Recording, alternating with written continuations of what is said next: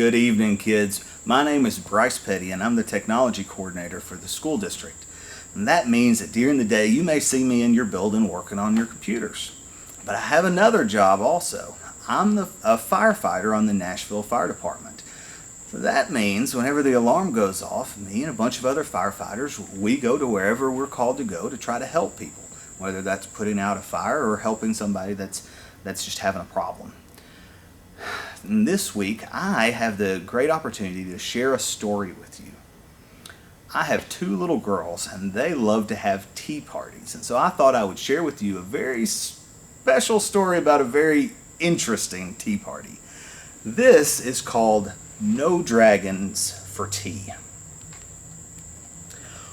One warm, sunny day at the end of last week, my mom and I went for a walk to the creek.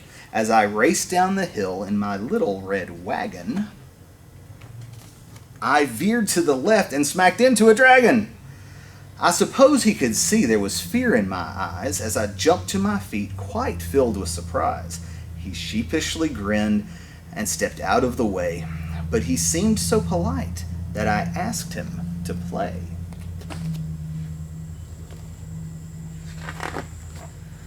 He had a cute bear and some other toys too. With my shovel and pail, we'd have oodles to do. We ran to the creek and then on to the bay, where we played on the beach for the rest of the day. Then Mom waved and said, "Now it's time to go eat. Let's pack the red wagon and head up the street." It's hard to stop playing with friends old or new, so I asked if the dragon could come to eat too. My mom wrinkled her brow and squinted her eyes, looking up at the dragon's incredible size.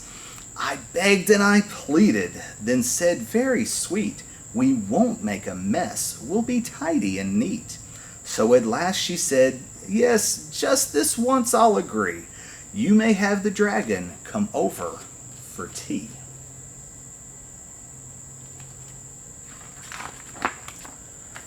We had carrots and apples, thick slices of ham, with fresh homemade biscuits and strawberry jam, cold glasses of milk, and great big dill pickle. But the pepper we sprinkled sure made my nose tickle. Then the dragon's nose twitched, and he started to wheeze. His eyes misted up, and he blew a great sneeze. Achoo! Well, we all know what happens when dragons achoo. Flames shot from his mouth and from both nostrils too. Our tablecloth sparked and then burst into flame, and the curtains that hung right beside did the same. The smoke alarm rang. What a loud, piercing sound. It meant get out fast, so I dropped to the ground. The room filled with smoke as I crawled on the floor and started to make my way to the front door. The dragon got scared and decided to hide, but I knew when there's fire, we must get outside. I grabbed his thick tail and with one mighty tug, I pulled that big dragon from under the rug.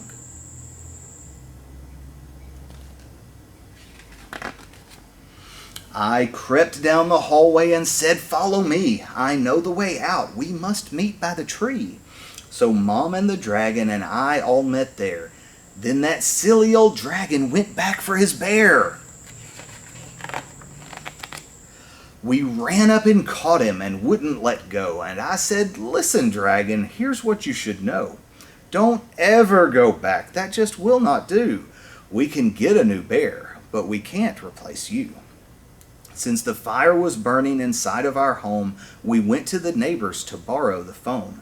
Mom knew what to dial and said calm and clear, "Here's our full street address. Send the fire trucks here." Before very long, down our street they came sailing, with bright red lights flashing and loud sirens wailing. The fire crew rushed to start work on their tasks. They were dressed in big boots and wore helmets and masks.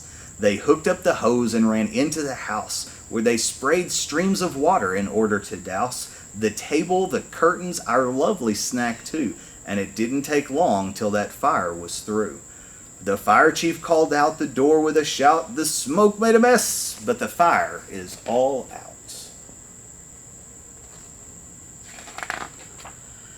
My poor friend the dragon knew he was to blame, so he hung down his head and he wept great tears of shame. One of the fire crew said, "Don't be sad, you knew what to do, and of that we're quite glad. You all got out safely, that's really what matters." Then she took us to see the big pump truck and ladders. The dragon put on a shiny red hat, and I asked to see where the fire crew sat. She showed us the siren, the hoses and lights, and the ladders they climb up to reach higher heights. The rest of the fire crew checked all the rooms, while a fan in the door blew out gray smoke and fumes.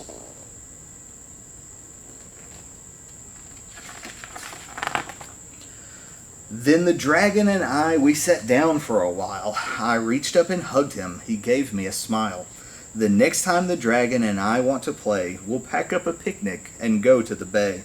We are friends tried and true, the best we can be, but I'll never again invite dragons for tea. Isn't that a fun story? And that story has a happy ending because that little girl knew exactly what to do in case of a fire.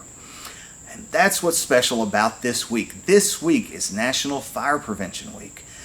And National Fire Prevention Week, fire departments all over the country are going to be working with schools to train kids what to do in case of a fire. And we get to do that here in Nashville. Our fire department is going to be coming to your school, and our firefighters are going to be working with you to help you learn what to do in case of a fire and how to prevent fires. So this week, look forward to seeing those firefighters and listen to them closely so that you'll know what to do if you ever have a fire.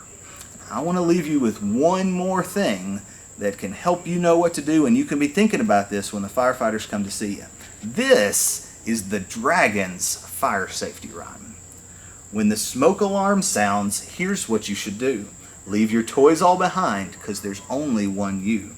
Get down and stay low, crawling under the smoke, because breathing those fumes in might make you choke.